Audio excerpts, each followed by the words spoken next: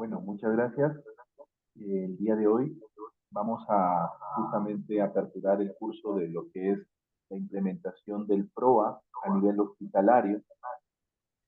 Es una normativa peruana que es desde el año 2022, en marzo para ser exacto, fue publicado. Y vamos a ver que es importante que los hospitales deben de contar con un equipo multidisciplinario capacitado en lo que es justamente el PROA. La pregunta es, ¿qué es PROA? Es el programa de optimización de antimicrobianos. En pocas palabras, es valorar la correcta prescripción para reducir la resistencia antimicrobiana.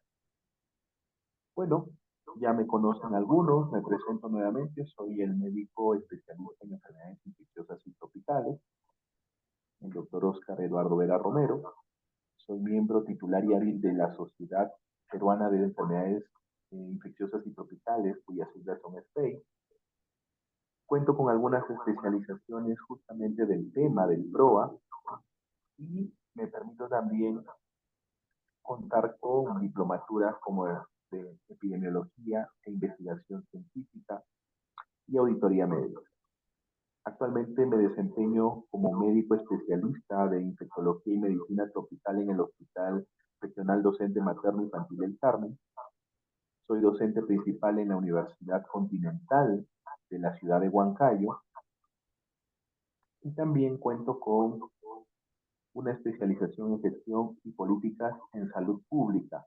Recientemente también he terminado un curso que la Universidad Cayetano Heredia me brindó una beca de posgrado justamente para lo que es el curso de contención de la resistencia antimicrobiana y control de infecciones a nivel intrahospitalario, el cual ya ha terminado y ha sido satisfactoriamente aprobado. Conceptos que vamos actualmente a compartir también con ustedes. Esta es la temática del día de hoy.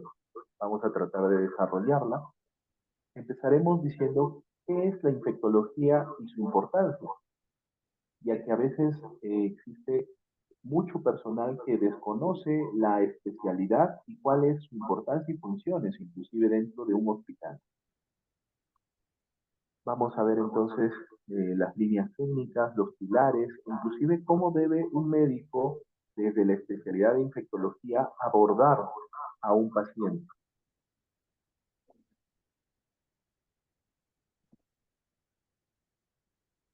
Empecemos con la definición, que es en realidad ¿qué es la medicina?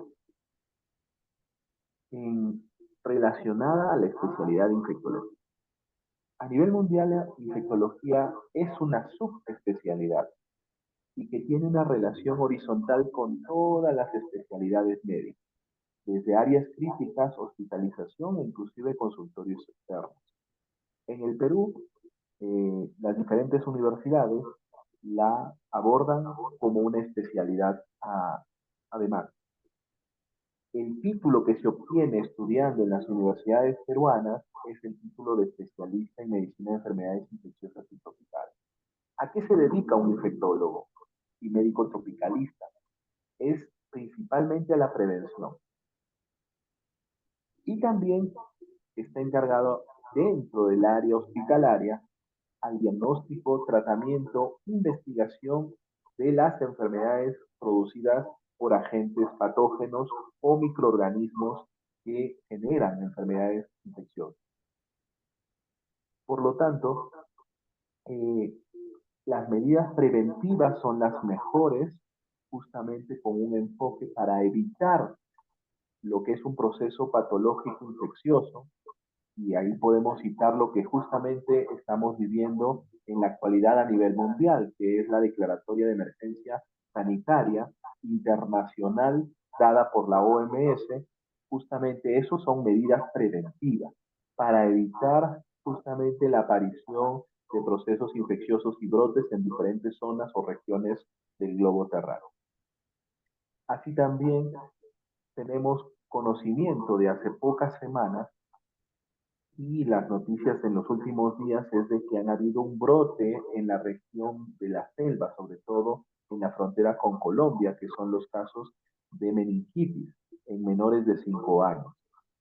Entonces, veamos esos dos escenarios muy diferentes, uno preventivo y uno ya que es de manejo, inclusive de aparición de casos.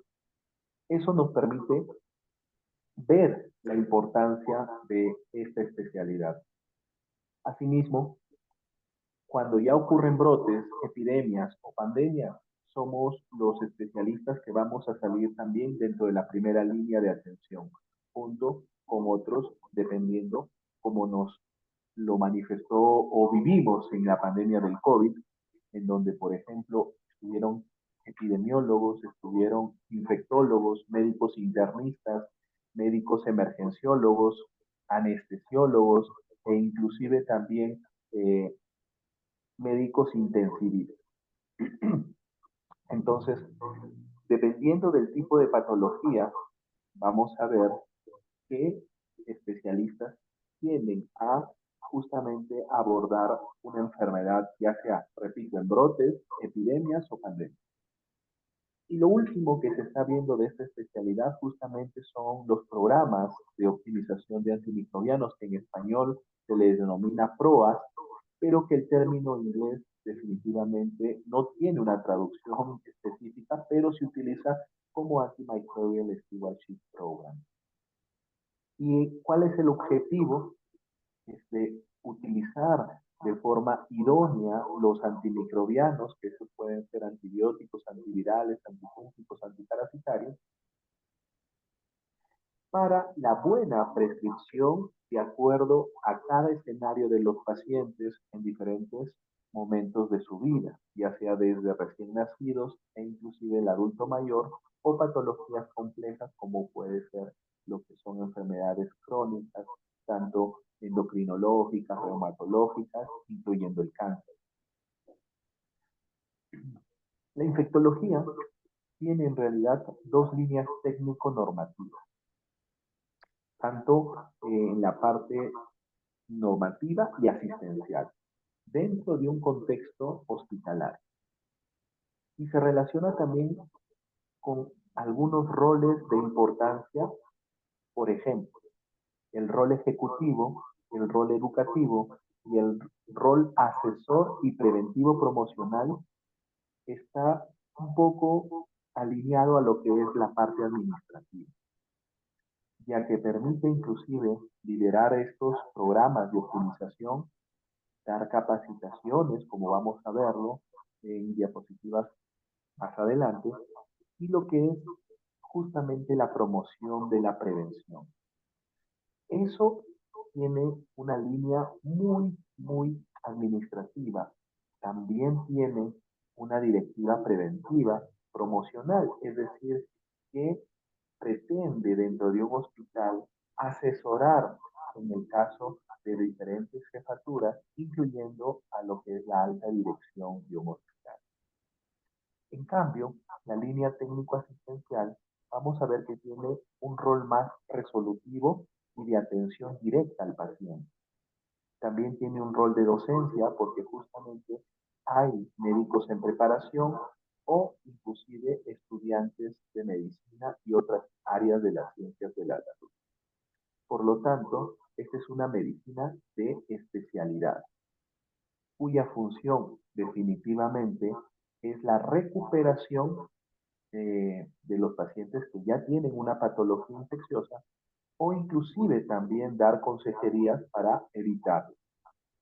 Y dentro de ellas, ambas funciones, tanto normativa como asistencial, permiten generar políticas o inclusive intervenciones preventivo-promocionales o realizar ya un diagnóstico, un tratamiento y una recuperación del paciente.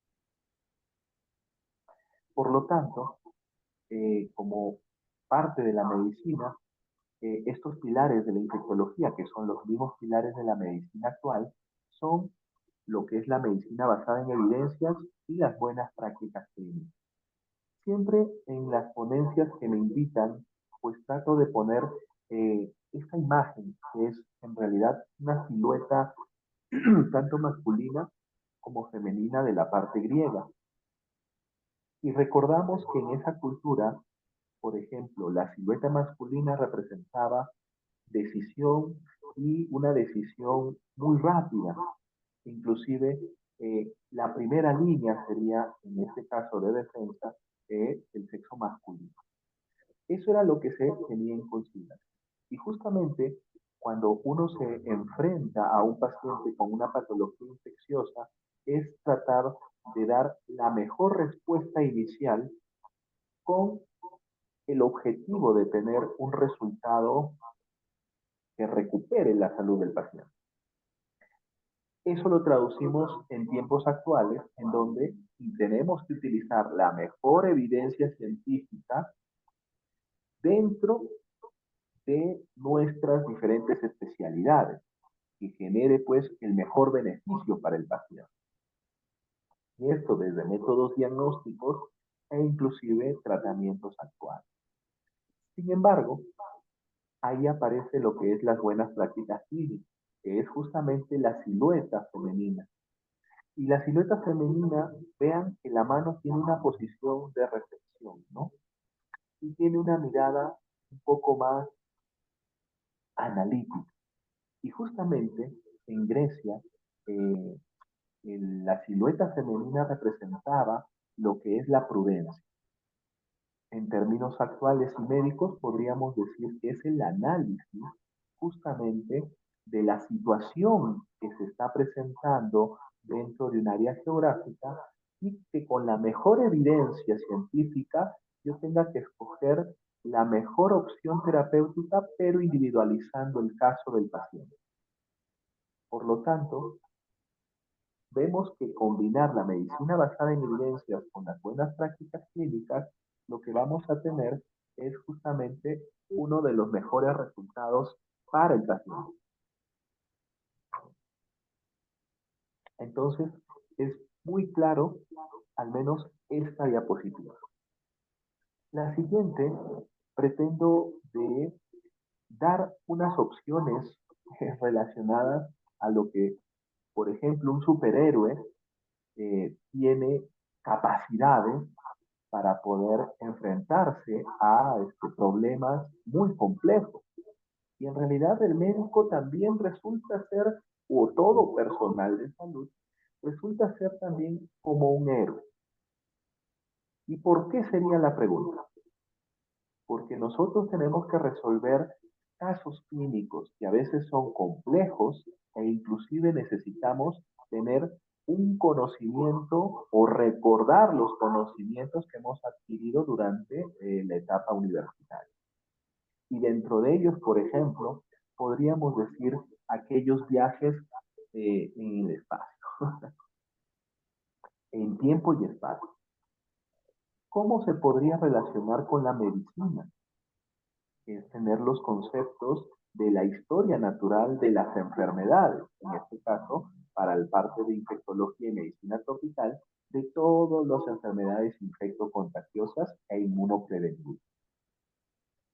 También es importante recordar y conocer al microorganismo, con qué microorganismo me puedo estar enfrentando, sus características que ya se han hablado en ponencias anteriores, como la clasificación Gram o el tipo de familia al que pertenece, o si cuenta o no con genes de resistencia intrínsecos que al utilizar antibióticos los haría que expresen estas bacterias, o inclusive las clasificaciones de los mecanismos de resistencia como producciones de enzimas, quiénes son BLES, quiénes son AMSES y quiénes son carbapenemas.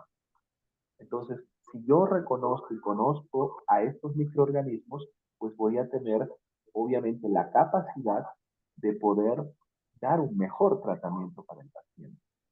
Conocer también la epidemiología local es muy importante y forma parte de lo que son las medidas preventivas y también las medidas dirigidas al tratamiento y diagnóstico. Un ejemplo claro es que yo les menciono a mis alumnos en la clase. El continente americano, pero sobre todo el área Centro y Suramérica, que nosotros nos ubicamos como país son zonas prevalentes de enfermedad.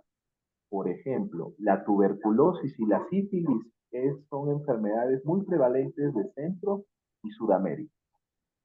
Si nos ubicamos en Perú, vemos que la tuberculosis, por ejemplo, se ubica y se concentra principalmente en la región de Lima y Callao, en la costa norte y en lo que es nuestra selva. Entonces voy empezando a conocer. Donde yo laboro es la región Junín y vivo en la ciudad de Huancayo.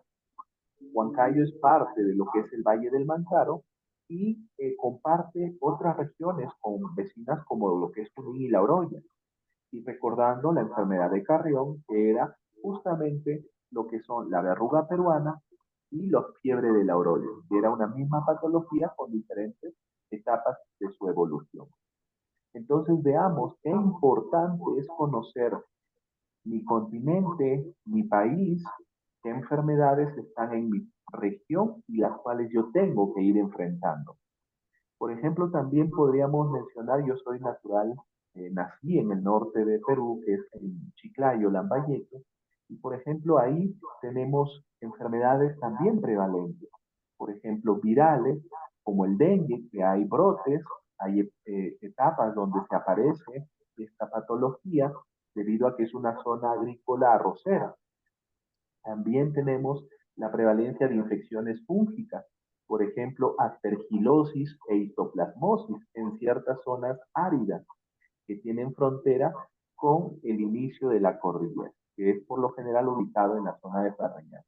Entonces, si yo voy conociendo mis zonas, definitivamente tengo esa capacidad de poder hacer una evaluación y un análisis inicial con esas características.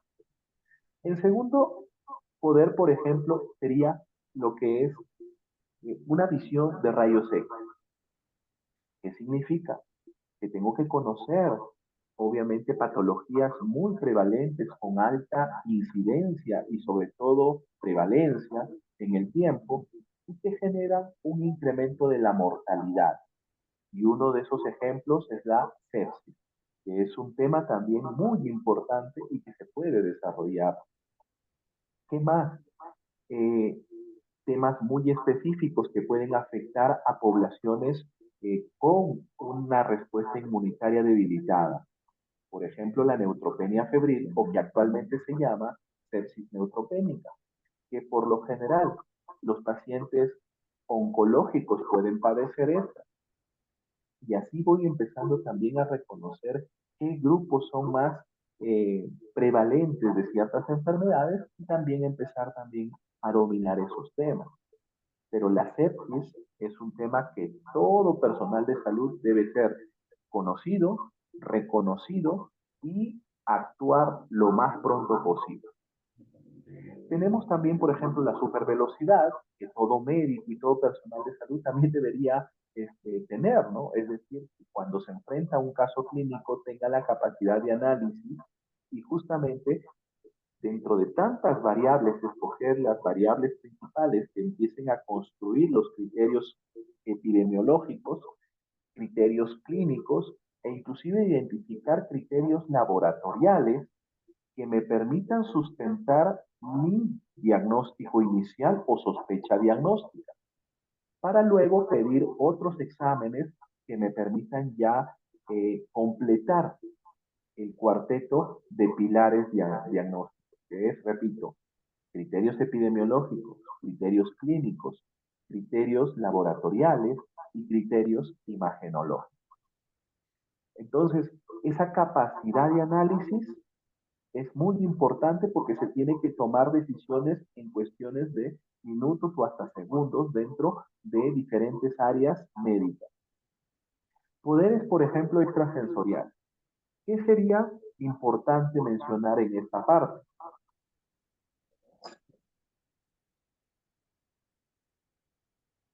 Sería importante mencionar que debemos recordar conceptos, por ejemplo, de farmacología, porque para poder prescribir un medicamento, tengo que conocer a las familias de medicamentos, conocer sus características químicas, porque estas van a tener que generar pasos desde su ingreso por una vía, puede ser oral, intramuscular, subcutánea, endovenosa, etcétera, y que en el transcurso de la misma va a sufrir cambios. Entonces a eso se le llama farmacocinética y farmacodinámica del fármaco.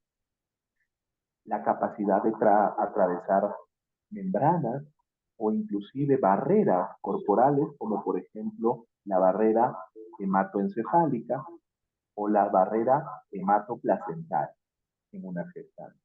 Y de ahí conocer qué fármacos puedo utilizar para que lleguen o no atraviesen estas barreras y no generen efectos o reacciones adversas medicamentosas o efectos secundarios que a veces pueden tener todos los fármacos.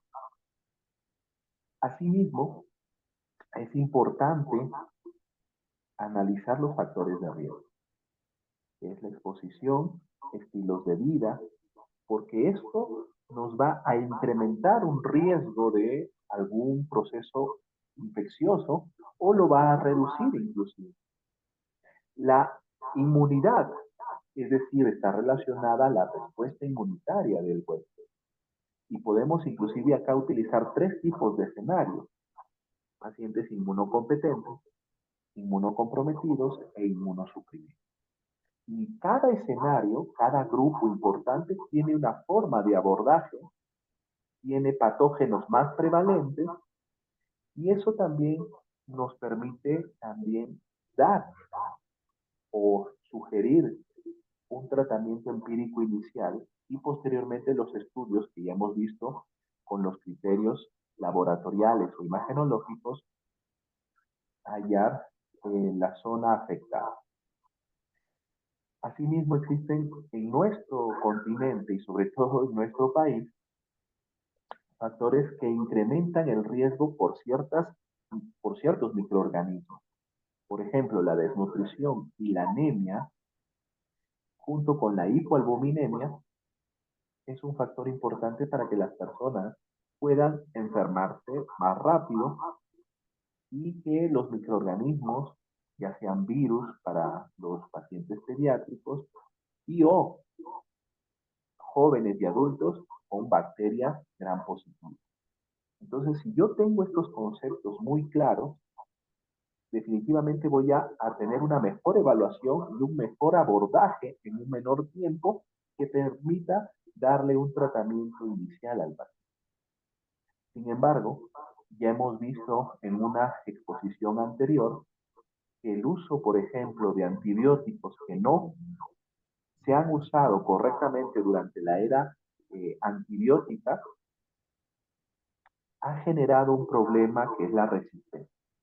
Y de ahí es justamente el análisis basado en los pilares, que es la medicina basada en evidencias y las buenas prácticas clínicas, ha conllevado a que surja como propuesta para defendernos en realidad de lo que es la resistencia antimicrobiana, son los programas de optimización, que en inglés o lengua inglesa es Antimicrobial Stewardship Program. Entonces, todo médico debería conocer y o recordar en todo caso estos superpoderes que también lo tenemos y es que queremos hacer una analogía con un superhéroe, de tener visión de rayos X, de viajar en el espacio, poderes extrasensoriales e inclusive una capacidad de supervelocidad para resolver problemas clínicos. Pero sobre todo, dominando lo que es el PROA, que es justamente lo que vamos a ver el día de hoy. Como segundo punto, vamos a ver que la problemática, ¿cuál es? Que ya la hemos visto también en la clase anterior, es justamente que el uso de antimicrobianos nos ha dado pasos agigantados en la evolución médica. Desde desarrollar procesos complejos, invasivos, que reduzcan la morbimortalidad del paciente, inclusive también el uso profiláctico de antibióticos o el tratamiento ya dirigido. Sin embargo, esto que ha generado, en la siguiente diapositiva les muestro, de que el estudio de 53 países en lo que es consumo y resistencia, es decir, consumo de antimicrobianos y resistencia, ha dado estos datos que quiero resaltar para el día de hoy con ustedes, que es que Latinoamérica actualmente es la cuna o es la zona donde se produce lo que son las bacterias resistentes que generan las infecciones asociadas a la atención de salud, bordeando casi el 12%. Recordando solamente la ponencia anterior, es que nos entristece realmente a los infectólogos de que en Latinoamérica, por ejemplo, seamos el primer lugar de lo que es la producción de Staphylococcus aureus meticilin resistente, es decir, que los gram positivos se están convirtiendo en bacterias resistentes debido al mal uso, a la mala prescripción de lo que es los antimicrobianos y sobre todo los antibióticos. Y veamos que bordeamos el 10.4. Asimismo, por ejemplo, somos entre el cuarto y el quinto lugar de productor de enterococo resistente a vancomicina. Y ya hemos visto en la clase anterior qué tipo de enterococo es el que genera o ya tiene genes de resistencia intrínsecos. Y eso es debido a que se ha utilizado de forma inadecuada las penicilinas, las cefalosporinas, y inclusive un grupo muy importante que son las quinolonas. Y esto ha generado de que estos enterococos, que normalmente son cocos gram positivos que viven en la parte intestinal, sea el único tratado con vancomicina, perdón, con linezolid, porque ya son resistentes a vancomicina. Los BLES son bacterias, enterobacterias, que producen enzimas que hidrolizan por lo general a los betalactámicos y que tienen inclusive ahora un poder mayor para otras familias de neutralizar también lo que es la acción de otros antibióticos. Y vemos que estamos ocupando el segundo lugar después de Europa del Este. Y eso es una preocupación en realidad, porque finalmente vamos a llegar a que las enterobacterias empiecen a ser resistentes a las cefalosporinas de tercera generación que actualmente se están usando mucho, como es la ceftriaxona o la ceftazidima, y también a los carbapenems. Estos últimos definitivamente generarían lo que es una problemática mundial, que ya lo está generando, pero si lo tenemos en nuestro país, va a ser muy complicado de manejar las infecciones y volveríamos a una era post-antibiótica en donde simplemente no tenemos arsenal terapéutico que ofrecer, es decir, antibióticos que ofrecer a nuestros pacientes, y solamente estaríamos como la era preantibiótica, que las capacidades de la respuesta inmunitaria de cada persona es lo que va a dar y su resistencia, obviamente, para sobrevivir a un proceso infeccioso. Entonces, las implicancias clínicas del uso de los antimicrobianos son las siguientes. Uno, la influencia de la exposición a los antimicrobianos ha generado una presión selectiva. ¿Qué significa una presión selectiva? Es que cuando yo utilizo antibióticos, elimino las bacterias sensibles y me quedo con las bacterias resistentes. O es que las bacterias empiecen a adaptarse si es que empiezo a usar dosis inadecuada por la vía inadecuada, por un tiempo muy corto o un tiempo muy prolongado y que sea innecesario, pues definitivamente le doy la capacidad a las bacterias de que puedan generar genes de mutantes y que empiecen a cambiar sus mecanismos y se enfrenten y se adapten a ese ambiente de uso de antibióticos. Y finalmente evolucionen a bacterias resistentes, cosa que ha ido ocurriendo durante toda la era antibiótica desde el descubrimiento de la penicilina. El segundo punto, dificultad para controlar estas infecciones, que ya las estamos viviendo. En la clase anterior hemos visto noticias en donde, por ejemplo, un estudio de la Universidad de Sydney mostraba de que obviamente la neumonía, la meningitis, que eran enfermedades muy frecuentes en los niños, ya no respondían a la primera línea. Y por ende tenemos que usar antimicrobianos o antibióticos de segunda o de último espectro. Entonces, ¿eso qué ha generado? Aparición de la resistencia antimicrobiana y genere mayor estancia hospitalaria, mayores gastos y un aumento de la mortalidad de los pacientes. Como tercer punto, la dificultad para la elección de los antimicrobianos cada vez se está agudizando, porque si se está eliminando la primera línea, es decir, ya las enfermedades no responden a los medicamentos que son básicos, como penicilinas u otros, como el ciprofloxacino, pues tenemos que empezar a usar antibióticos que tienen una vigilancia o inclusive que están clasificados como reserva. Y si se vuelven resistentes, no vamos a tener posteriormente eh, con qué tratar a nuestros pacientes. Por lo tanto, vamos a tener mayor consumo de antibióticos, utilización de segunda o tercera línea, incremento de gastos que ya se estaba viendo con la dificultad de controlar las infecciones y la necesidad de que se compren antibióticos que están fuera del petitorio. Finalmente, conservar los antibióticos disponibles es un reto actualmente y generar la conciencia del personal de salud justamente de esta problemática. Y que muchos de nosotros vemos con tristeza en nuestros hospitales que muchos profesionales de la salud se ven indiferentes o incrédulos a que la resistencia antibiótica esté viviéndose en sus hospitales. Y por ende no apoyan y inclusive creen que pueden ellos tener la capacidad de dominar todos los tratamientos de un proceso infeccioso.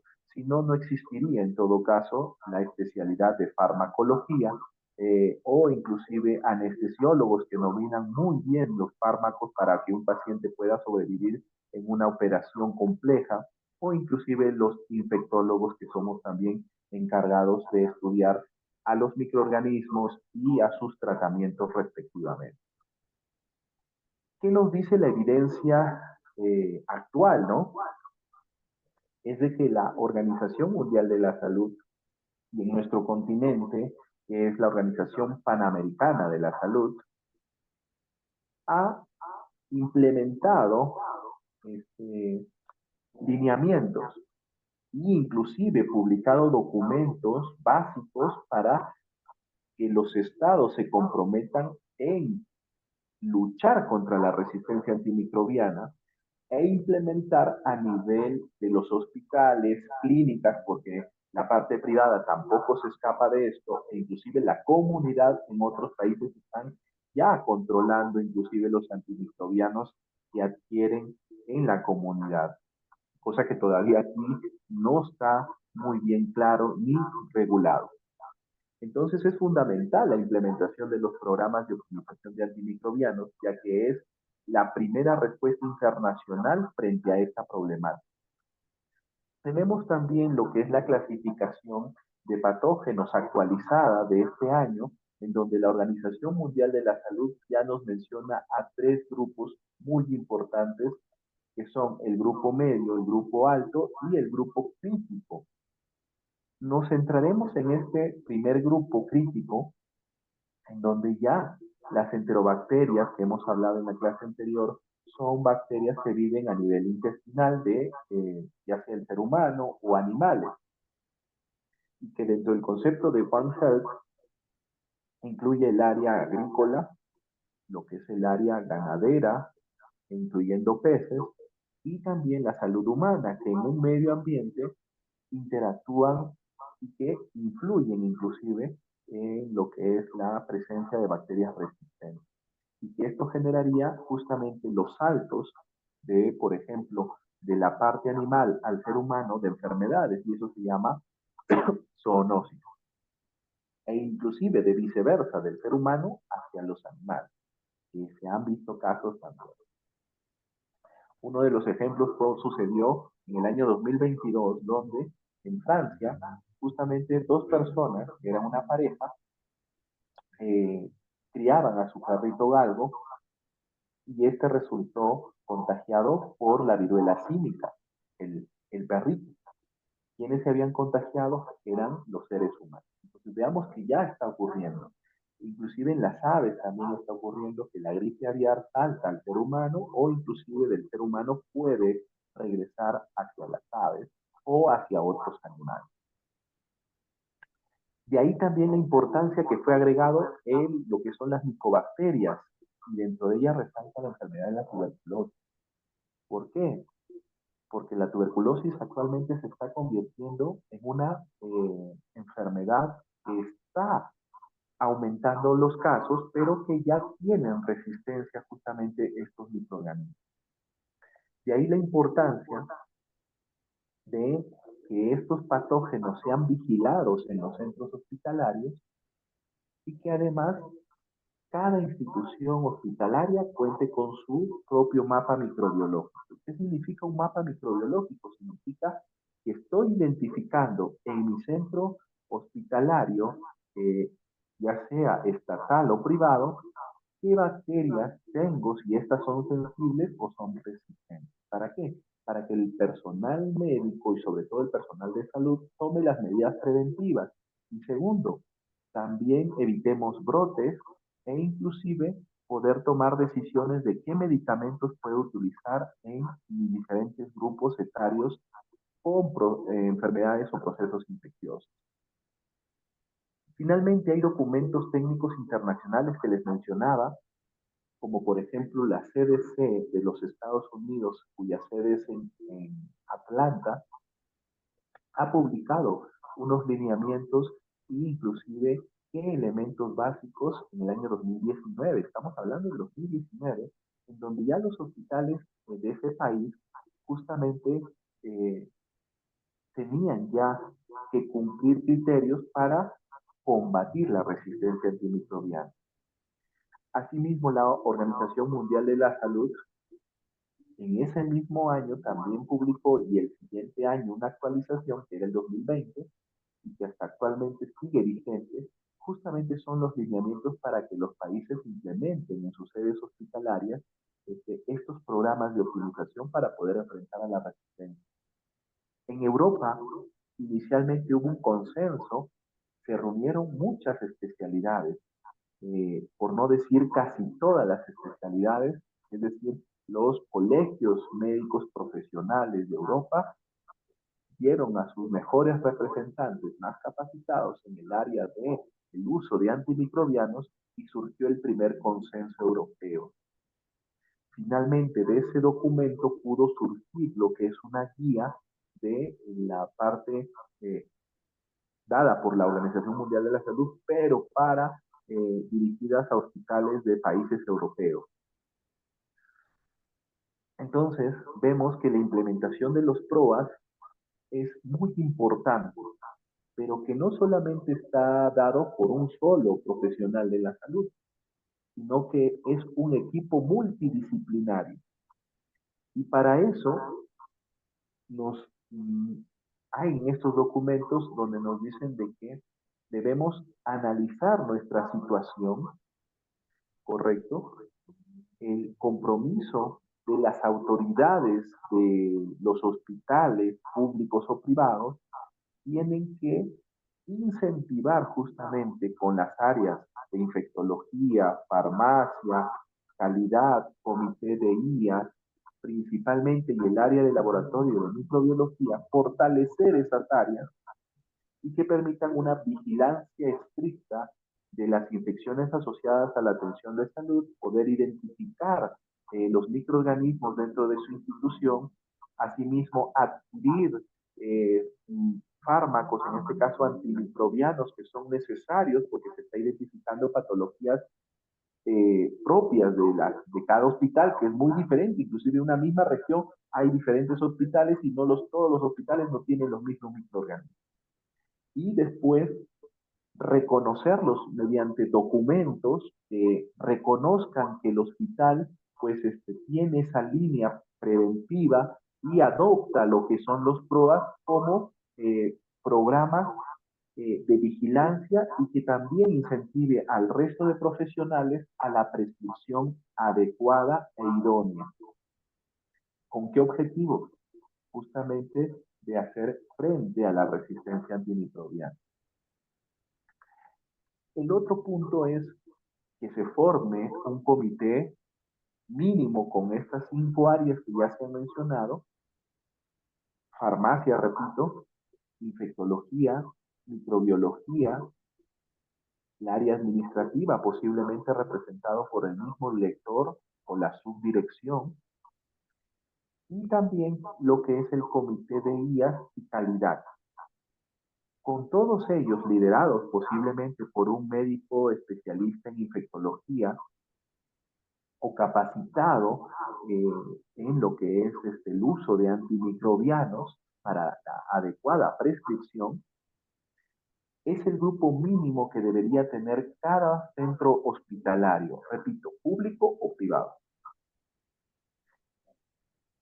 Asimismo, este comité debe formar un equipo, que es el equipo PROA. Entonces, el Comité de Optimización de Antimicrobianos, cuyas siglas serían COAM, de este grupo humano, que son de varias especialidades, idealmente, si se puede, de todas las áreas del hospital, pues puedan formar después un equipo multidisciplinario, pero con las principales áreas y con la expertise y o capacitaciones, inclusive nacionales o internacionales, que permitan justamente generar no solo la evidencia, sino también las medidas preventivas e inclusive capacitar, es decir, educar en lo que es la parte de prescripciones de los antimicrobianos, que genere también una vigilancia estricta en el área de microbiología, que se adquieran los fármacos necesarios desde el área de farmacia, y que calidad y epidemiología y junto con el comité de guías permitan que todas estas funciones se concatenen y sea un trabajo articulado. Por lo tanto, la antibioticoterapia, porque nos estamos refiriendo a la resistencia sobre todo de bacterias, es el uso de los antimicrobianos o antibióticos. ¿Y cómo se debe usar correctamente? Pues definitivamente el abordaje clínico. Y creo que se relaciona mucho con la diapositiva que hemos mencionado de los superpoderes, que debería tener todo personal de salud, capacitado definitivamente. Un buen diagnóstico es hacerse las siguientes preguntas. ¿Con qué bacteria me estoy enfrentando? O si es un virus. La segunda pregunta es una colonización, porque también puede encontrar hongos o parásitos, aparte de bacterias y virus.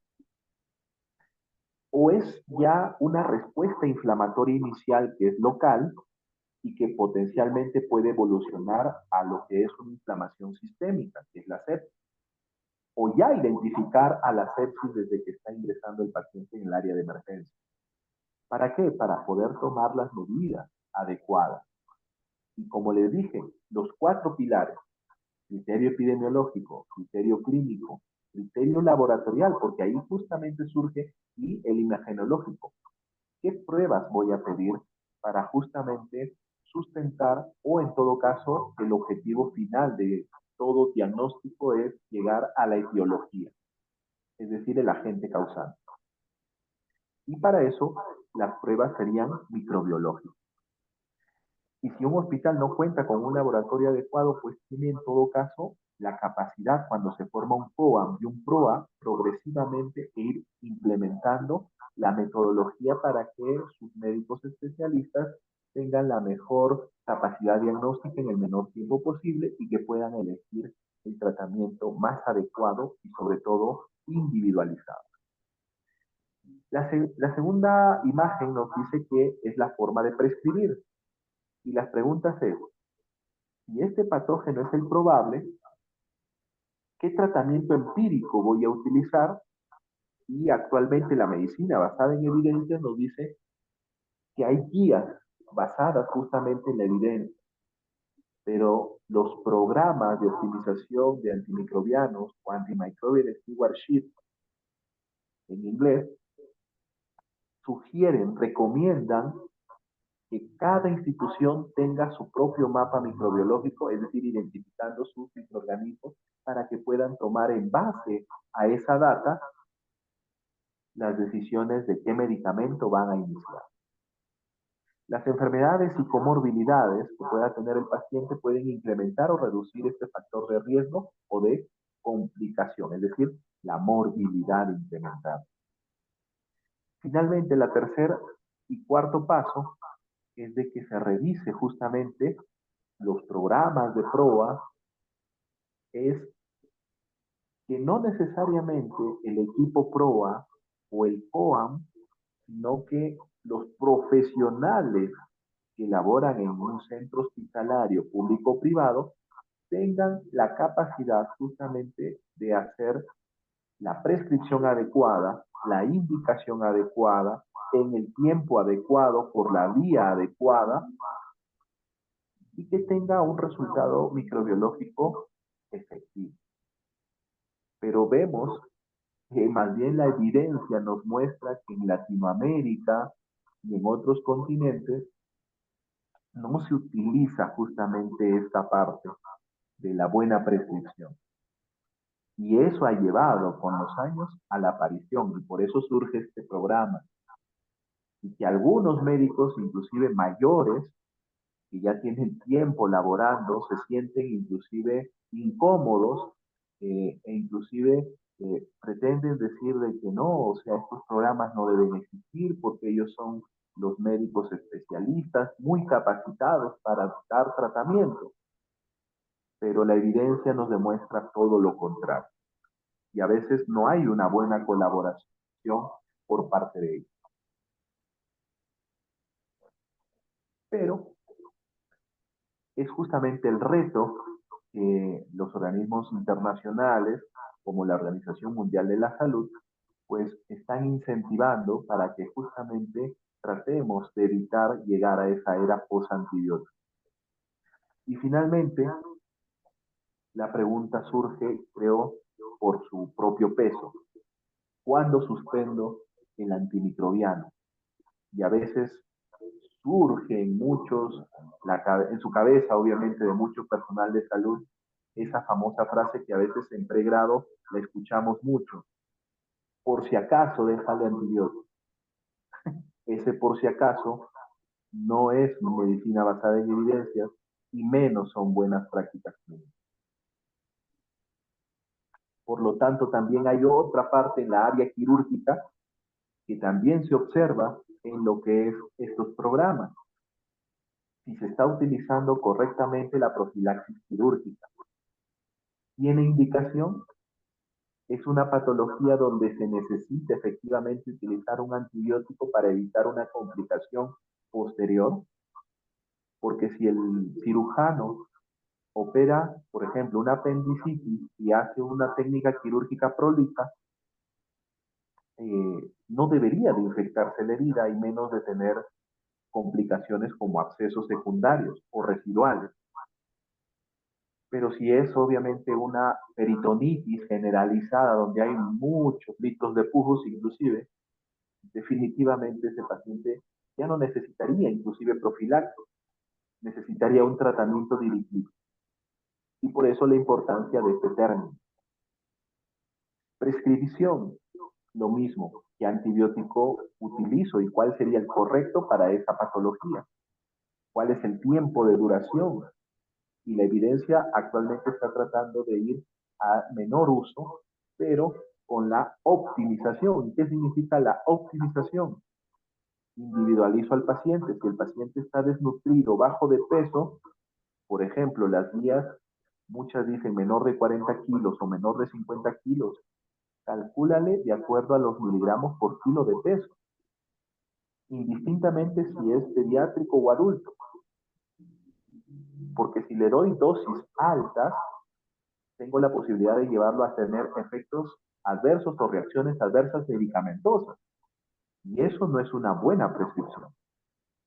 Asimismo, pacientes que tienen un índice de masa corporal superior a 30, hay guías ya establecidas Inclusive la Organización Mundial de la Salud también tiene su propia guía publicada en donde la dosificación del antimicrobiano y sobre todo antibiótico es un poco mayor debido a que la obesidad es incremento del tejido celular subcutáneo y lo hemos hablado en la clase anterior, que son conceptos de farmacocinética. Me incrementa el volumen de distribución. Y lo mismo ocurre en pacientes edematizados, que es por acúmulo de líquido. Y en este caso los antibióticos que son hidrosolubles o hidrofílicos se van a ese tercer espacio y se reduce la concentración sérica, por lo tanto tengo dosis subóptimas. Y de ahí la importancia, tanto en el tejido celular subcutáneo o en edema, de dar la dosis corregida en este caso, que por lo general es dosis un poco mayores. Y hay fórmulas para poder aplicarlas y calcularlas. Entonces veamos que la problemática empieza a agudizarse si es que no tengo profesionales que tengan esos conocimientos y que utilicen de forma adecuada.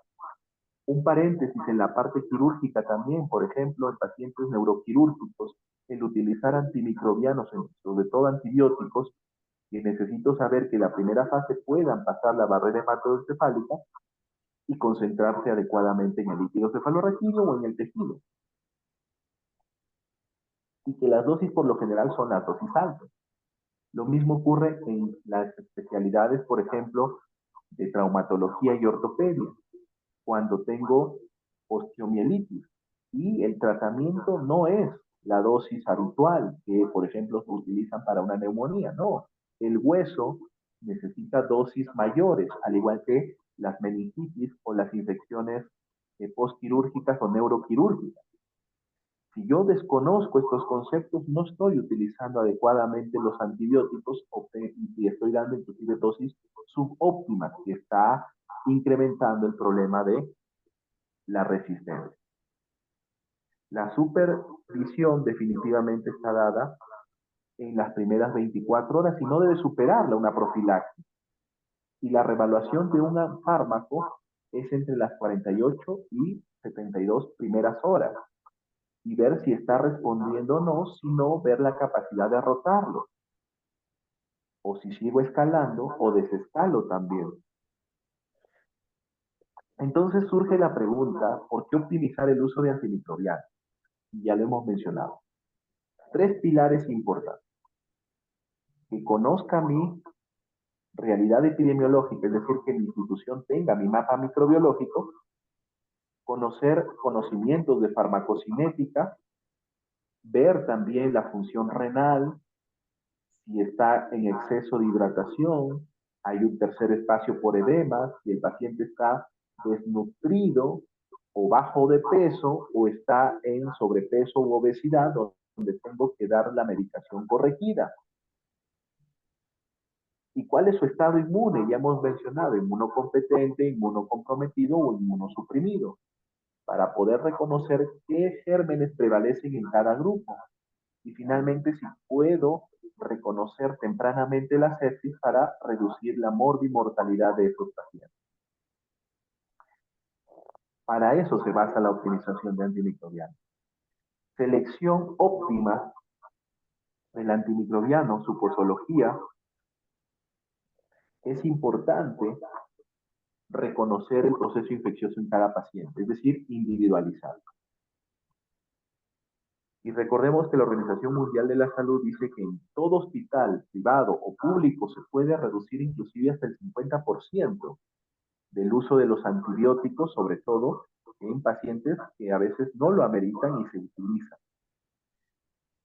Acá hay algunas definiciones, por ejemplo, de terapia antibiótica adecuada, terapia antibiótica de amplio espectro, terapia antibiótica de espectro reducido, que por lo general a veces se confunden en la práctica clínica y, por ejemplo, dicen tratamiento de amplio espectro y piensan en meropenem asociado a vancomicina o piensan colistina asociado a una penicilina que puede ser ampicilina sulbactam y o asociado a otro fármaco como rifampicina. Y están equivocados, porque en realidad eso no es el amplio espectro. El amplio espectro es combinar antimicrobianos, antibióticos, que si se da en forma de monodosis o combinadas, tiene un espectro importante. Pero si yo combino y aumenta ese espectro, a eso se le llama terapia de amplio espectro. Por ejemplo, uso oxacilina o uso clindamicina. Ambos tienen un espectro similar. Sin embargo, la clindamicina tiene un poder para evitar la producción de toxinas. Se le dice un poder de antitoxina, que no lo tiene la oxacilina. Actualmente la resistencia a oxacilina es mayor que la clindamicina. Pero si yo utilizo, por ejemplo, lo que es el trimetoprim sulfametoxazol, tiene un mayor amplitud de coberturar otros antimicrobianos en comparación a la oxacilina y a la clindamicina. Y es una combinación de trimetoprim más sulfametoxazol, es decir, dos medicamentos, y eso sería un amplio espectro en comparación a la oxacilina y a la clindamicina, por dar un ejemplo. Entonces, eso se definiría como amplio espectro. No meropenem más vancomicina, no colistina más otro medicamento.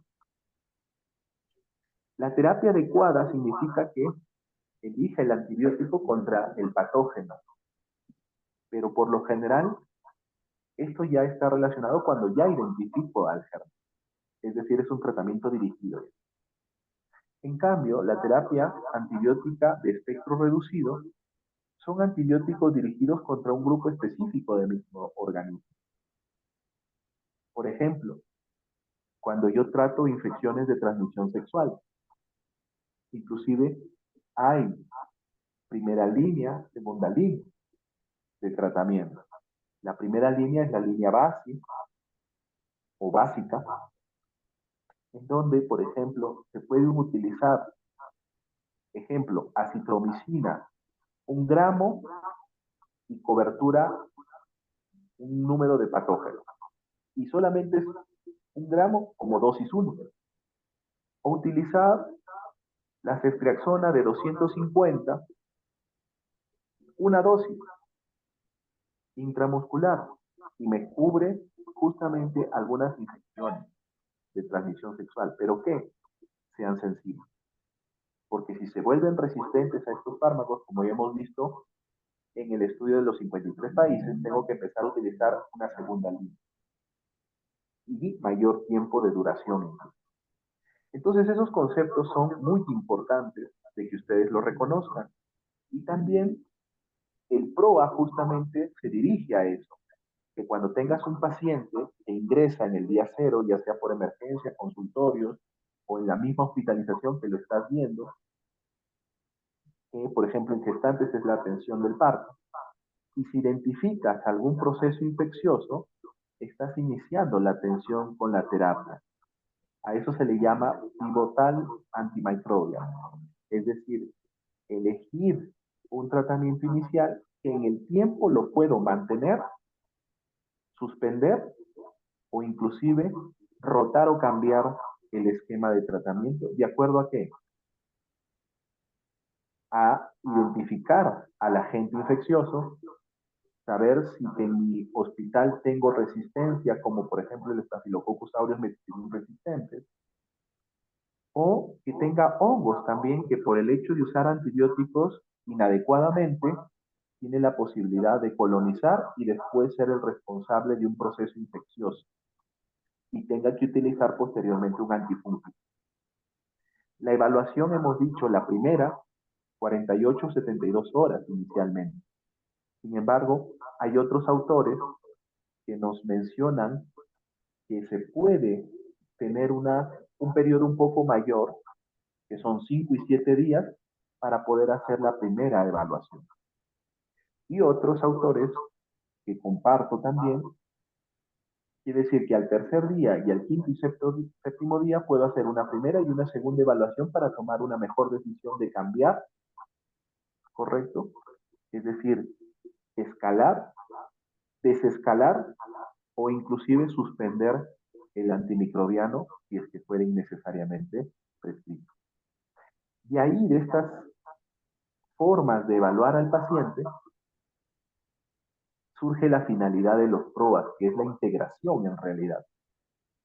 Es decir, que el equipo PROA, junto con su comité PROA o COAM, permita que las diferentes áreas se vayan a integrar a este trabajo con el objetivo de ¿qué? De tener una mejora continua, es decir, mejorar la calidad de atención de nuestros pacientes. Por ejemplo, los programas de control de infecciones, que son en siglas PCI, deberían trabajar de la mano con los PROA, y justamente en nuestro hospital hemos tratado de hacer esa alianza. Asimismo, el entorno propicio, es decir, empezar a identificar a los líderes de las diferentes jerarquías en un hospital e incorporarlos, es lograr un trabajo articulado que en realidad debería ser en toda institución, con el objetivo de generar guías de práctica clínica, capacitación, educación y entrenamiento en la prescripción, vigilancia de las guías y un monitoreo y sobre todo una retroalimentación, un feedback de los conocimientos que se van adquiriendo durante el tiempo. ¿Con qué objetivo? Nuevamente se repite, dar la mejor calidad al paciente. Y en el Perú no es ajeno, y vamos entrando ya a lo que es la norma técnica 184 MINSA/DIGEMIC del año 2022, que fue publicado en el diario peruano el 3 de marzo del 2022, y que tiene obviamente como objetivos es prevenir que aparezca más resistencia, porque ya la resistencia está dada hasta este momento, es evitar que siga aumentando. ¿Con qué estrategia? Hacer uso adecuado de los antimicrobianos. Mejorar y, sobre todo, la prescripción, la selección y la administración de los fármacos. Reducir el uso de combinaciones innecesarias. Por ejemplo, cuando yo inicié a trabajar en el Hospital Materno Infantil, encontraba combinaciones de oxacilina y clinda, que esas combinaciones no tienen ni sustento en la medicina basada en evidencia y que tienen algunas características farmacocinéticas, inclusive en las propias moléculas, que podría generar o incremento de las dosis o producir Staphylococcus aureus meticilin resistente debido a la oxacilina. Entonces, los objetivos del PROA se relacionan con los planes de acción mundial, justamente que trata de combatir la resistencia a nivel mundial. Por ejemplo, el objetivo 1, que es vigilar, monitorizar e investigar in situ, se relaciona con el rol directivo de la infectología, que es vigilancia y resistencia. Es vigilar la resistencia y vigilar la CIA. El objetivo 2 mundial del Plan de Acción Mundial es mejorar el conocimiento de nuestra realidad en nuestro hospital, en pocas palabras, de nuestros antimicrobianos. También hacer una buena comunicación entre las diferentes áreas que articulan una educación y una formación efectiva de nuestros profesionales de la salud. Y eso se relaciona también con el rol educativo que tiene la infectología. El objetivo 3 es reducir la incidencia de las infecciones con medidas eficaces de saneamiento, higiene y prevención de infecciones. Eso es un rol preventivo. El objetivo 4 es utilizar de forma óptima los medicamentos que ya hemos mencionado, tanto en la salud humana, en la agricultura y en la ganadería. Y eso es un rol ejecutivo, que justamente en la salud humana está dada por el PRO. Y el objetivo 5 es preparar y sustentar el presupuesto económico de forma en favor de una inversión sostenible de este programa. Y eso se da con el rol económico. Eso sí ya pertenece a lo que es la alta gerencia de un hospital. ¿Cómo estaría organizado, según la Organización Mundial de la Salud, los COAM? Puede ser un comité a la par como los otros comités y que éste tenga su equipo de trabajo, que es la unidad PROA. O inclusive que sea dependiente de otro comité ya existente. Sin embargo, en Perú se trata de que sea también un comité independiente y que tenga una relación horizontal con los diferentes comités y que realice un trabajo integrado. Ese es idealmente. Pero cada hospital va a tener una realidad muy diferente, que puede ser que tenga un comité individual o independizado, o que pueda estar anexado de repente al comité de prevención de infecciones o control de infecciones. Entonces, veamos que en nuestro hospital, el Hospital Regional Docente Materno Infantil del Carmen, es un comité independiente y que tiene una resolución. Asimismo, ¿cuáles serían los 4 pilares de este PROA? Obviamente el uso optimizado de antimicrobianos, es decir, la correcta elección del fármaco, el adecuado ajuste a la dosis que ya hemos mencionado, si son bajo peso, peso normal o sobrepeso, o si me varía el volumen de distribución con edema o aumento del tejido celular subcutáneo, el inicio oportuno y la adecuada duración del tratamiento. Eso es el uso optimizado de antimicrobianos. Y creo que todo profesional de la salud debería tenerlo muy capacitado. Después tenemos el plan, después el comité y el equipo de trabajo como unidad PROA. En toda unidad PROA o todo equipo de trabajo hay 7 metas. El 1, optimizar el uso de antimicrobianos. El 2 es promover la construcción de capacidades y el cambio positivo para lo que es la buena prescripción y buenas prácticas clínicas. Mejorar en el punto 3 lo que son los resultados clínicos, es decir, que no esté tanto tiempo hospitalizado, se recupere en el menor tiempo y obviamente no contraiga una infección intrahospitalaria.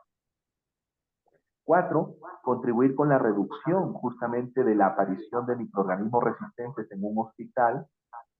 El 5 es prolongar la vida útil de los antimicrobianos, es decir, no utilizarlos en forma indiscriminada y después quedarnos sin arsenal terapéutico. 6, contribuir a la reducción de estos riesgos para el paciente asociado y utilizando antimicrobianos de forma adecuada. Y finalmente, garantizar como punto 7 la utilización de tratamientos efectivos y de corta duración. Por lo tanto, las funciones que deben de desempeñar una unidad PROA o un equipo PROA o un comité de optimización de antimicrobianos es participar en la elaboración de implementación gradual del PROA, porque esto no es que dure un periodo corto, esto es a largo plazo. Implementar las actividades diarias del uso de la optimización de antimicrobianos, que hemos dicho esa palabra, optimización. Dar la dosis de acuerdo a lo que corresponde en cada paciente. Realizar auditorías o evaluaciones que permitan mejorar la calidad de la prescripción. Asimismo, también en colaboración con farmacia, supervisar lo que es el consumo de estos medicamentos, la utilización adecuada. Y si se es necesario y no se cuenta con otros medicamentos, tratar de adquirirlos por las vías regulares. En colaboración con microbiología, el mapa microbiológico, para ver la susceptibilidad o resistencia de los microorganismos dentro de este establecimiento. Sugerir que los antimicrobianos deben incorporarse a la institución cuando se identifica un perfil microbiológico y si no se cuenta, se tienen que adquirir, como ya hemos mencionado. Educación, capacitación en lo que es la optimización de los mismos. Proponer actualización de las guías institucionales y algunos algoritmos locales de manejo de ciertas enfermedades más prevalentes. Eso significa de acuerdo a su epidemiología. Asumir las funciones del COAN cuando éste no se pueda o no se pueda reunir o no tengan los representantes máximos. ¿Y cómo logro el monitoreo y evaluación? Justamente con indicadores. Creo que esto es muy importante porque tenemos dos tipos de indicadores, indicadores de proceso e indicadores de resultado. Lo que, por ejemplo, el uso apropiado de medicamentos como indicador de proceso son que los profesionales se adhieran a guías clínicas o elaboren sus propias guías clínicas de acuerdo a su epidemiología. Que utilicen el desescalamiento cuando se utiliza antibióticos de amplio espectro y no hacerlos durar de por vida, diríamos de alguna manera. Rotar de la vía endovenosa a la vía oral lo más pronto. La duración del tratamiento tiene que ser el más corto posible, con algunas excepciones de algunas patologías que necesitan sí, tratamientos largos. La profilaxis quirúrgica que hemos dicho que no debe de durar más de 24 horas. Y la profilaxis que se debe de suspender lo antes posible dentro de los, obviamente, 24 horas, o la profilaxis prequirúrgicas dentro de los primeros 60 minutos que se tienen que aplicar. Algunos recomiendan 30 minutos antes o hasta 60 minutos antes de una cirugía. Estos son indicadores que a veces son complicados en los hospitales porque a veces no se registran de forma adecuada en las historias clínicas. Pero también tenemos indicadores de resultados que son los que están siendo útiles actualmente y la evidencia nos demuestra en los ensayos, perdón, en los metaanálisis que se revisan de acuerdo a este tema. Consumo, cuántas dosis se consumen, es decir, días de tratamiento es el DDT o las dosis diarias definidas que es el DDD. O costos, cuánto se gastó en cada paciente por antimicrobiano. O en clínicos, es decir, evaluar la mortalidad hospitalaria, el tiempo promedio de hospitalización y lo que es reanimación hospitalaria o readmisión en este caso, perdónenme, readmisión, es decir, que reingresa el paciente después de ser dado de alta, reingresa dentro de los 30 días posteriores. Ese es un reingreso y eso significaría un mal manejo del paciente. La evidencia de los PROAS actualmente, ¿qué nos dice? Que, por ejemplo, hay un estudio que está dado por la Universidad Johns Hopkins en su publicación, es cómo puedo yo realizar el feedback y en qué tiempos para lo que es el PROA. En este estudio, por ejemplo, en los primeros 4 meses, pudieron hacer una metodología, es decir, la autorización antes de que el médico prescriba. Y en los últimos meses, de 6 a 9 meses, compararon la revisión, el feedback, la educación después de que prescribiera. Entonces tenemos dos grupos. Uno que limitaba, que era en los primeros meses, y que los médicos no les gustaba mucho que venga otro colega o un equipo y les limite y les diga, no, este medicamento no es para esto, dale esto. Por lo tanto, empezaron a haber problemas entre el grupo del PROA y los médicos que prescribían. En cambio, la mayor adherencia, es decir, que los diferentes profesionales empezaban a adherirse a esta y mejorar sus prescripciones, era lo que dio el segundo grupo, la evaluación entre 6 y 9 meses, que es la postprescripción. La evaluación del equipo PROA y les revisaban, les daban la opción de que los médicos en los primeros 2 o 3 días ellos prescribieran y seguirían el tratamiento, pero la evaluación se daba al tercer día. Eso se identificaba si se estaba dando la dosis adecuada, la vía correcta para la patología correcta y se generaba ese vínculo entre equipo PROA y profesionales prescriptores. Entonces, por lo tanto, esta es la mejor metodología para poder abordar en un hospital y no las medidas antes de la prescripción, porque generaba inconvenientes e inclusive eh, que los médicos lo tomaran a mal estas evaluaciones antes de la prescripción. Ese fue el impacto. Por ejemplo, un metaanálisis y revisión nos dijo de que eh, la implementación de los PROAS tenía una eficacia en reducir el consumo de medicamentos. Por ejemplo, el total de reducción en este metaanálisis fue de menos 19.1% en el consumo total de los hospitales. Y recuerden ese valor, 19.1, porque ese es un resultado muy importante porque este es el promedio mundial. Y veamos que en nuestro hospital le vamos a mostrar más adelante justamente valores de reducción similares. Los carbapenem se redujeron en menos 18.5, es decir, se dejaron de usar porque eran prescripciones inadecuadas, y los glicopéptidos, que en este caso está la vancomicina, se pudo reducir hasta un 14.7% en consumo total en los diferentes continentes que este metaanálisis revisó desde Asia, América, Europa y África. Y este metaanálisis también dijo, efectivamente, se pudo también reducir en lo que es el consumo de antibióticos en unidades críticas, como la UCI. Se pudo reducir hasta un 39.5% el consumo de antibióticos, que es un porcentaje muy importante cuando se implementan estos pruebas en los hospitales. Con respecto a los costos, se redujo hasta un 33.9% en un ahorro. Eso se tradujo en un ahorro en dólares porque ya no se utilizaban justamente los antibióticos anteriormente mencionados. Asimismo, la estancia hospitalaria también se reducía en un promedio de 8.9%, inclusive llegaba hasta un 12.8% de reducir la estancia hospitalaria, que en número de días se traducía inclusive en promedio desde casi 2 días hasta 3 días como máximo la hospitalización de un paciente.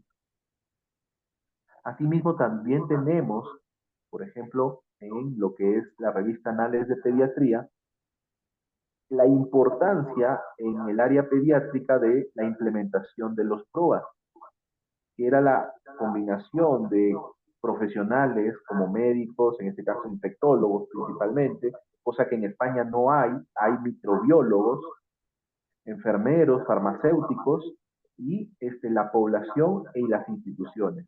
¿Qué significaba? Que esta interacción obviamente tendría que reducir lo que es el uso de antimicrobianos, ya que recordemos que en los pacientes pediátricos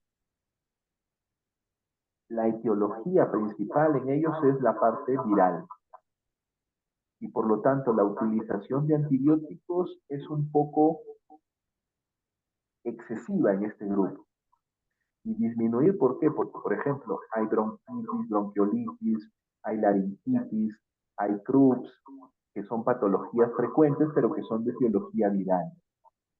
Y la implementación de estos programas en pediatría demostró que definitivamente las etiologías virales son las principales y que el uso de antibióticos a veces es en esta población un exceso.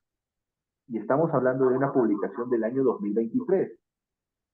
Asimismo, también hay evidencia científica muy importante, como son las metaanálisis en este grupo de pacientes pediátricos, por ejemplo, aquí en JAMA o en Pediatrics, junto con también una publicación de este año, del 2024, en donde la implementación del Antimicrobial Stewardship Program en neonatos, no en pacientes pediátricos, sino en recién nacidos, demostró lo siguiente. En estos hospitales y en este grupo, sobre todo de neonatos o pediátricos, se reducía el consumo en menos 28% de los antibióticos. E inclusive los prescriptores habían reducido la prescripción hasta en un 10%. Y si solamente nos centramos en pacientes pediátricos neonatales, recién nacidos, el consumo era, inclusive se reducía hasta menos 21%. Y veamos que este 21% se relaciona mucho al 19% del promedio mundial, inclusive en pacientes adultos. Quiere decir que los pacientes pediátricos se pueden reducir inclusive 2 puntos porcentuales del consumo a diferencia de los adultos. La experiencia, por lo tanto, hemos visto ya qué es la norma, cómo se debe de implementar, el equipo, cuáles son sus funciones, de acuerdo también a los objetivos del Plan Mundial, y hemos visto la evidencia científica que sí, efectivamente se reduce el consumo y se mejora la prescripción. Les quiero mostrar lo que es la experiencia del PROA en mi hospital, en el Hospital Materno Infantil El Carmen, que se encuentra en Huancayo y es de nivel 3G. Por ejemplo, en este periodo 2023 y 2024, tenemos ya evidencia o data importante en nuestra institución, cosa que no existía años previos. Nuestra primer, en la implementación, nuestro primer paso es hacer el análisis institucional y hacer el FODA, es decir, ver nuestras fortalezas, oportunidades, debilidades y aspectos adversos que no son negativos y que en base a eso debe estar sustentado las normativas y guías e instrumentos institucionales si es que los tienen. En el caso de este hospital sí había, pero no tenía ninguna integración y no había ningún líder para poder hacer un trabajo articulado. Y veamos, efectivamente había lo que es la estrategia desde el año 2007 con una normativa que era publicado y que era la metodología para poder hacer intervenciones y mejorar el uso de antimicrobianos en el ámbito hospitalario, cosa que estaba impreso y estaba en las diferentes áreas. Sin embargo, no se utilizaba. Después vimos que existía un comité de uso racional de antimicrobianos, pero que no era un comité activo. Se reunía cuando podía y a veces en un grupo muy mínimo. Y a veces hasta no se reunían. La guía técnica, tenían una guía técnica en la institución que era denominada Protocolo para el Uso Racional de los antimicrobianos de consideración especial. Es decir, tenían una guía, pero la cual estaba muy desfasada. No estaba acorde a justamente las últimas eh, evidencias y menos a las normativas internacionales. Finalmente, se tenía un comité, se formó en el 2023, pero que no era activo. Teníamos la norma ya publicada en el 2022 y había un mapa microbiológico o un bosquejo de mapa microbiológico del año 2022. Entonces vemos que había cosas positivas, pero también habían cosas negativas por mejorar. Y no había ninguna data que nos permitía al menos analizar cómo era el comportamiento del uso de antibióticos y menos si es que habían microorganismos resistentes. Obviamente, la infectología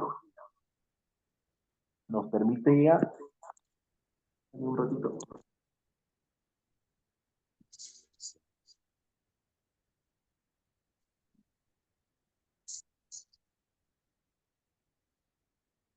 perfecto. Vamos a ver que ya con la normativa y con algunos instrumentos que se tenían en la institución e inclusive a finales de diciembre del 2022 el Instituto Nacional de Salud, el INS, publicó inclusive la herramienta de cómo deberíamos elaborar nuestros mapas microbiológicos a nivel institucional. En base a eso, se hizo uso del rol asesor y empezamos los trabajos de coordinación con microbiología, ya teniendo identificada a los líderes y también los instrumentos nacionales e internacionales, que inclusive nos permitió poder organizarnos y hacer un trabajo en equipo tanto en la base de infectología, que era el único médico que les habla, y es el único médico de esta especialidad, con farmacia y inicialmente con microbiología.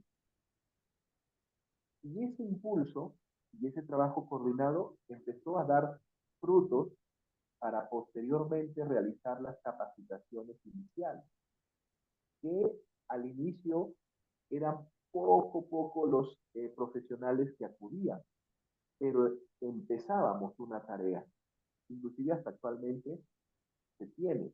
¿Y cuál era? Hacerlo presencial, pero también se grababa, cosa que teníamos la capacidad de poder llegar inclusive a los profesionales que no pudieron acudir a esa reunión porque no estuvieron programados o porque no se enteraron. Después también empezamos a identificar líderes en los residentes que rotaban en las diferentes áreas, que se estaban preparando para ser especialistas de ginecología o pediatría, y ir incorporándolos y tener ese espíritu de trabajo que nos permitía obtener datos en diferentes áreas, que al inicio, vuelvo a repetir, fue una tarea titánica, justamente porque se necesitaba también, obviamente, tener capacitaciones. Y en esas interacciones con los residentes y algunos asistentes que voluntariamente participaban, podíamos obtener temas de relevancia de la institución. Y por eso se empezó a dar telecapacitaciones, por ejemplo, esto fue el 27 de septiembre y el 28 de septiembre del año 2023, en donde se inició conversaciones con Telesalud y nos permitió brindar inclusive para el hospital o para los centros hospitalarios que referían a nuestro hospital, era acerca de los mecanismos de transmisión de las enfermedades o inclusive la resistencia antimicrobiana para lo que era teoría de farmacocinética y farmacodinámica. Y ahí, por ejemplo, participó uno de los residentes de tercer año, que estaba muy interesado en lo que es justamente la resistencia antimicrobiana, porque él se estaba preparando para la especialidad de cuidados intensivos neonatales.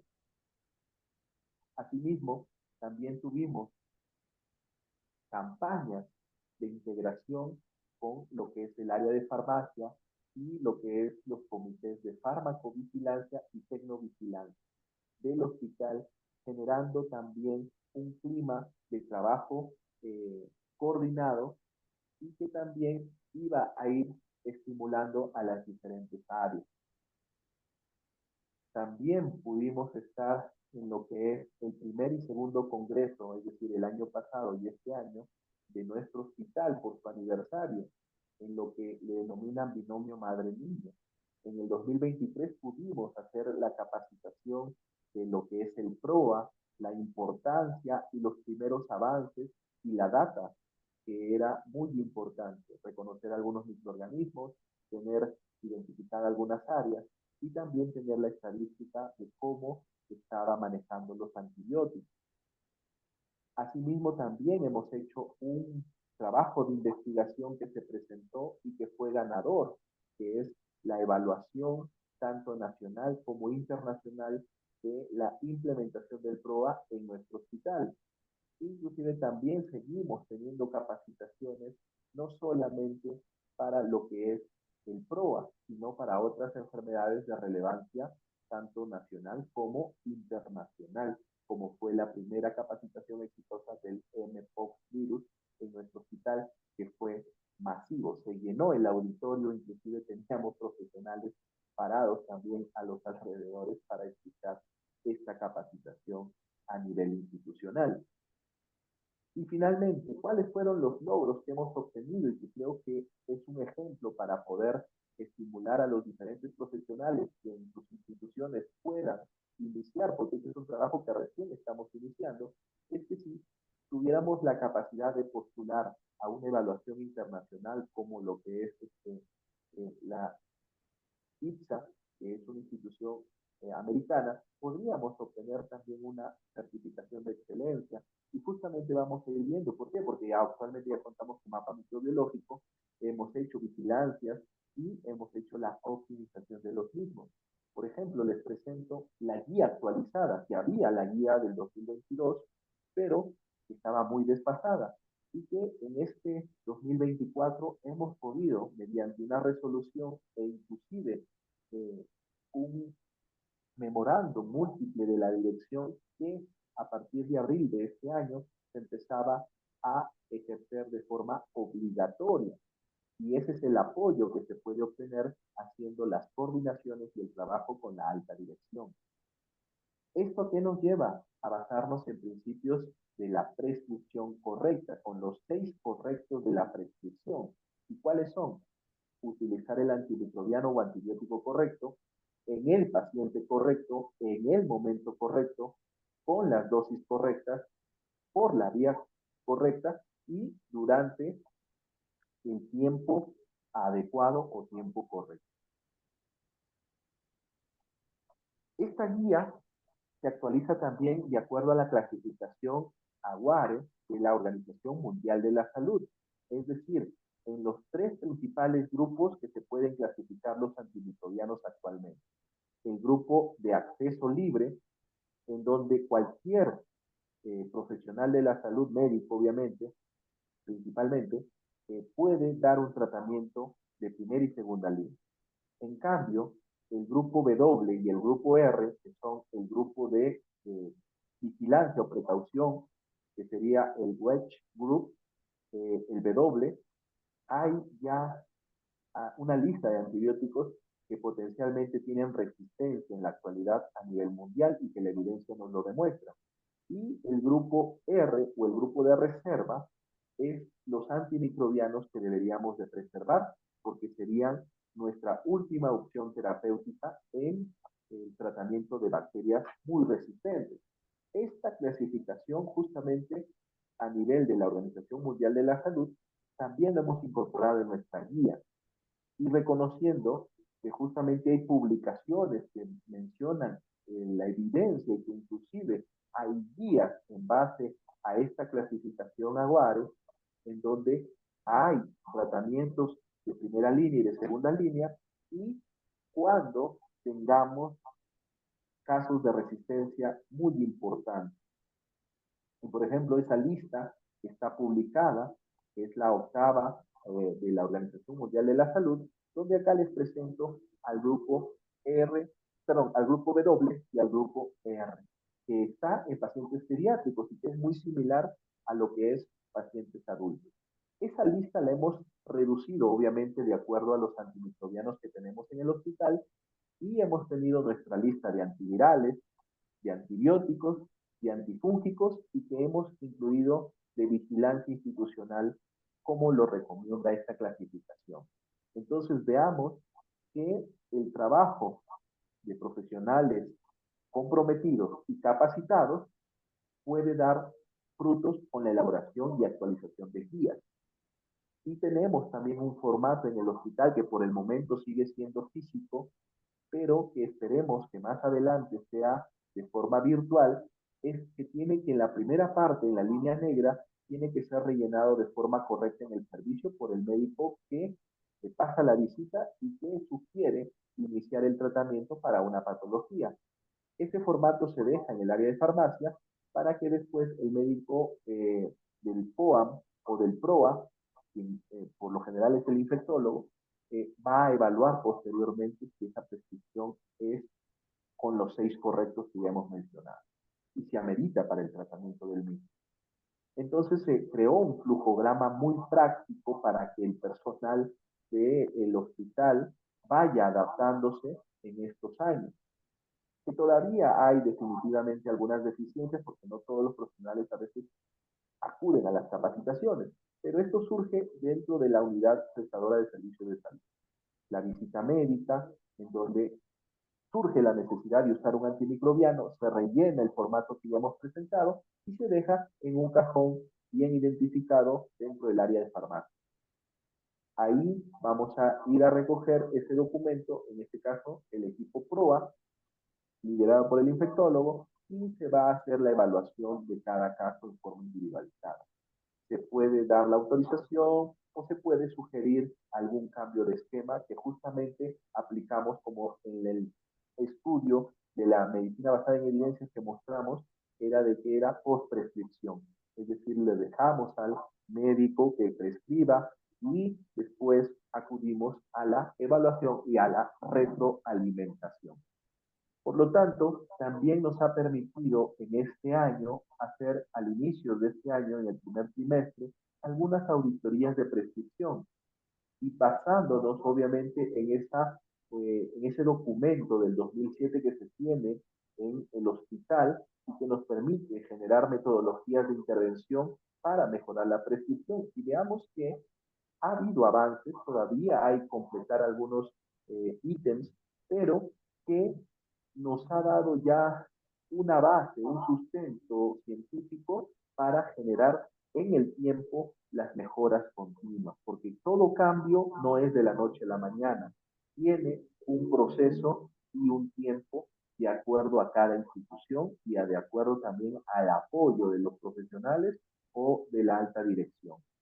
Por ejemplo, ahí hemos tapado los sellos. Por ejemplo, este es de un paciente del servicio de pediatría donde oxa y clindamicina se utilizaban. Y vemos que la norma técnica 184, en su anexo, en donde la combinación de antimicrobianos no está permitida. Oxa y clinda no se debe de utilizar. Asimismo ocurrió también en el servicio de neonatología, oxacilina con vancomicina. Definitivamente en la norma 184, vancomicina tiene mayor espectro, justamente los conceptos que habíamos mencionado. Y oxacilina no era necesario, no es necesario en este paciente e inclusive puede aumentar el riesgo de generar marsas y combinado con vancomicina se puede convertir resistente y tener que utilizar posteriormente el Inesolid o algún otro medicamento. Por lo tanto, tampoco es regulado o justificado esta combinación y solamente se debe de dispensar uno de ellos por el área de farmacia. Pero también así como hay estos casos, debemos de felicitar a algunos médicos porque a veces suspenden, como hemos dicho, justamente la publicación de la Asociación Española de Pediatría, en donde la prevalencia de estas patologías en este grupo etario es más viral y por lo tanto el uso de antibióticos no debe ser justificado. Y hay médicos que podemos resaltar justamente ahí en donde han suspendido en cuadros virales y que era innecesario el uso de antibióticos. Por lo tanto, felicitar a esos médicos que empiezan a tener una mejor prescripción y pueden eliminar la prescripción de un antibiótico cuando ellos pasan visita. Entonces, hubo una evaluación nacional por parte del Ministerio de Salud dentro del área de la DIGEMIT con una evaluación del cumplimiento de esta norma mediante un test virtual. Nuestra primera evaluación permitió tener un 40.84% en el mes de junio, ya identificando a los líderes, teniendo un grupo de reunión al menos inicial, que en septiembre incrementó hasta un 22.53%, llegando hasta el 63.38% de cumplimiento en 3 meses. En este año, de enero a junio, pudimos también tener un incremento del 24.12, es decir, ya en el doble del tiempo, es decir, 6 meses, un incremento importante y estar hasta el momento con un 87.50% del cumplimiento de la norma técnica, el cual está en el anexo número 1. Asimismo, nos permitió evaluar la receptividad, es decir, el apoyo de los diferentes servicios de nuestro hospital, de acuerdo a un puntaje que está también dentro del anexo de la norma 154 MISA en el anexo 1. Y veamos que lo resaltado en amarillo, es decir, la UCI y pediátrica principalmente, tenía un gran apoyo para el PROA. inclusive sus pacientes empezaban a estar en menor estancia de 1 o 2 días inclusive. Y farmacia, que fueron los pilares de estas áreas para el PROA, pero también fueron incorporándose cirugía pediátrica, el área de intermedios, que son tres, pediatría, principalmente la hospitalización, y traumatología y ortopedia, en donde ya pedían inclusive ellos, antes de iniciar el tratamiento, que son estos últimos meses, antes de prescribir, decían, no, hagan la interconsulta al PROA. Y ellos también han permitido tener una mejor manejo de las patologías infecciosas. Pero también vemos que lo resaltado en azul como emergencias ginecológicas, neonatología, no todavía los profesionales son un poco reacios, pero eso no nos amilana para poder seguir trabajando. La primera evaluación internacional en nuestro hospital quisimos ir más allá de la evaluación nacional, es decir, vemos si cumplíamos criterios internacionales.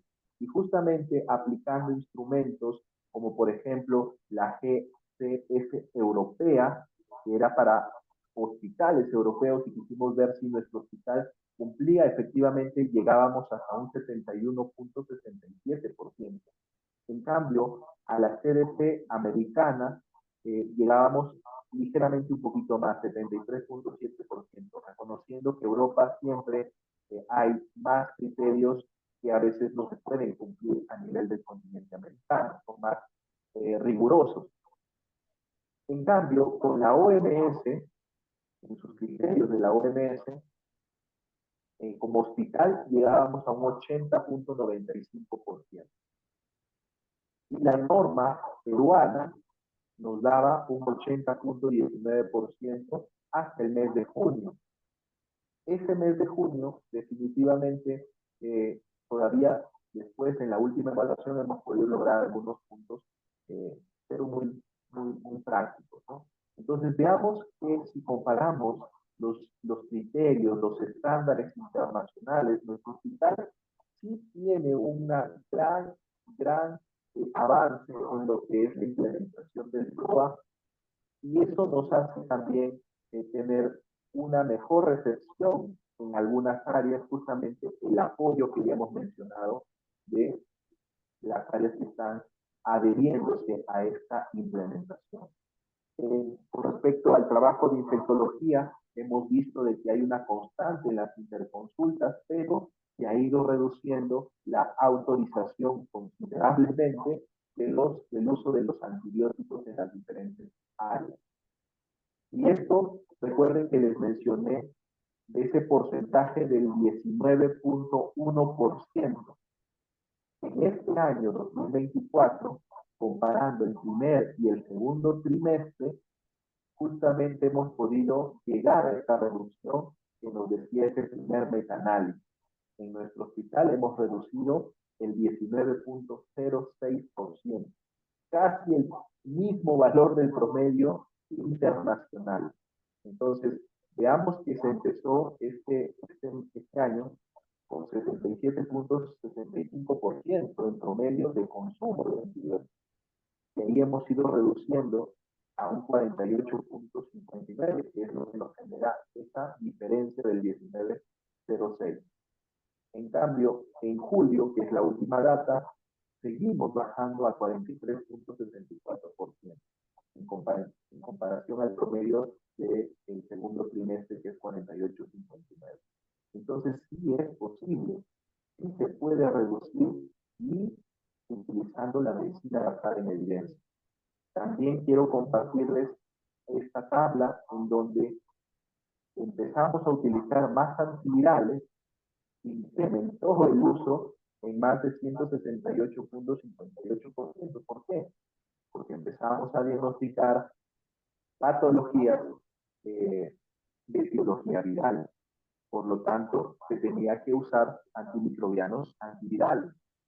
Y en cambio, hemos podido reducir, en comparación del primer trimestre del 2023 al 2024, se ha reducido el uso de antifúngicos en menos 46.99%, El uso de antibióticos como meropenem, imipenem, cilastatina y piperacilina tazobactam, inclusive hasta un 78.09%. Y la vancomicina se ha reducido hasta un 19.64%. Esos porcentajes de reducción se han cambiado por el uso de antivirales. Y vamos a ver la evidencia, porque por ejemplo ahí les muestro la detección de IgM para lo que es patologías como citomegalovirus, toxoplasmosis, que es un parásito en realidad, y herpes, inclusive tanto tipo 1 como tipo 2. También no les he podido mostrar en esta ocasión, pero también hemos utilizado metodologías como Film Array y se han identificado estreptococos, estreptococos pneumoniae con cepas virulentas para lo que es meningitis y se han identificado e inclusive serotipos que han evolucionado a empiema, pero en un porcentaje menor, pero con los factores de riesgo, que estos pacientes obviamente eran menores de un año y no tenían completa la vacunación justamente del estreptococo neumoniae. En proceso de publicación, tenemos ahorita en el hospital, dentro del área de la unidad PROA, quien es el que lidera y quien es el autor también de esta publicación. Esperemos que pronto salga a fin de año o los primeros meses del próximo año, es justamente nuestras evaluaciones tanto nacional e internacional. Y ese es el proceso, el diseño metodológico que hemos ido utilizando y que justamente fue el ganador con el segundo Congreso Nacional del Hospital Binomio Madre-Niño, ¿no? Y eso nos siente orgullo para poder justamente seguir publicando y ver también una segunda publicación que es lo que ya les estoy mostrando, que son la reducción de antimicrobianos con respecto al consumo y el uso de antivirales debido a lo que es el diagnóstico de etiología viral. Finalmente, ya para terminar la ponencia, lo que es que hemos podido lograr una implementación de un mini boletín virtual, lo cual se está circulando por los grupos de WhatsApp del hospital, en donde tratamos ciertos medicamentos en forma resumida, pero basado en medicina, en evidencia, para las prescripciones actuales, que tengan conceptos farmacocinéticos, o inclusive, por ejemplo, para patologías como fracturas o osteomielitis, donde se necesita una dosificación más adecuada, porque el uso de los rangos o valores para tratar, por ejemplo, una sepsis, una neumonía, no es lo mismo para tratar el hueso infectado. Entonces, veamos todos estos logros que creo que en los hospitales a nivel nacional ya se están adhiriendo, hay infectólogos que están liderando, hay farmacéuticos que están liderando, inclusive médicos internistas, e inclusive grupos de trabajo no médicos que están implementando o tratando de implementar estos conceptos de referencia al material educativo de mi centro hospitalario. Y finalmente, muchas gracias por la atención a lo que es esta ponencia. Si hay preguntas, muy agradecido, quedo atento a la